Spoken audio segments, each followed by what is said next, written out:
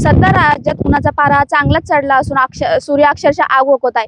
मी सध्या कोथिंबीरच्या शेतामध्ये उभी आहे। आपण पाहू शकतो की कोथिंबीरची वाढ खुंटली आहे। तसेच या उन्हामुळे कोथिंबीरला फुलं सुद्धा आलेली आहेत आणि त्याची पाने सुद्धा पिवळी पडायला लागली आहेत। त्याच्यासाठी किती खर्च केला ह्याच्यावर बोलण्यासाठी आपल्यासोबत कोथिंबीर उत्पादक शेतकरी आहेत, त्यांच्याकडून आपण जाणून घेऊ की काय सांगाल तुम्ही किती बी घेतले होते या शेतासाठी? 35 किलो बी पेरलं होतं, परंतु त्याची उगवण क्षमता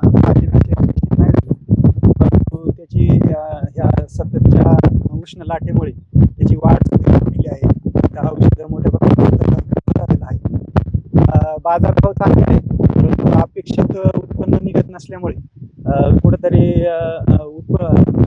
बाजार असून देखील उत्पन्नाला मुकावं लागणार आहे। माल चांगला कंडिशनमध्ये पिकवलेला आहे, परंतु त्याची उष्णतेमुळे त्याची हाईट कमी राहिली, त्याला लवकर फुल आलं आणि जो साईडचा करप्या असल्यामुळे कुठेतरी बाजारभाव असून सुद्धा तो बाजारात विरळून उपटून बाजारात विकावा लागत आहे। काय सांगाल की उष्णता एवढी आहे की ह्या कोथिंबीरीला फुलं सुद्धा आलेत आणि पिवळे सुद्धा पडलेले आहेत?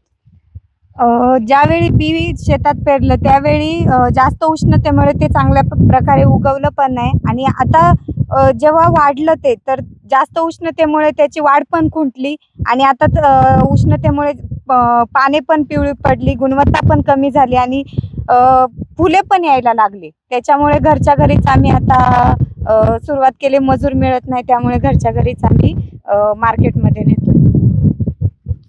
उष्णता एवढी आहे की लोक मजूर सुद्धा कामाला यायला नाही म्हणतात, त्यामुळे हे कोथिंबीर उत्पादक शेतकऱ्यांनी यांचे घरचेच लोक मिळून हे कोथिंबीर काढत आहे आणि त्याच्याच कोथिंबीर सुद्धा चांगल्या प्रकारे आलेली नाही, त्यामुळे जेवढं कोथिंबीरसाठी खर्च केलाय तेवढंच निघेल अशी अपेक्षा शेतकऱ्याला वाटत आहे। नीलम चापुडे, LS मराठी, आंबेगाव, पुणे।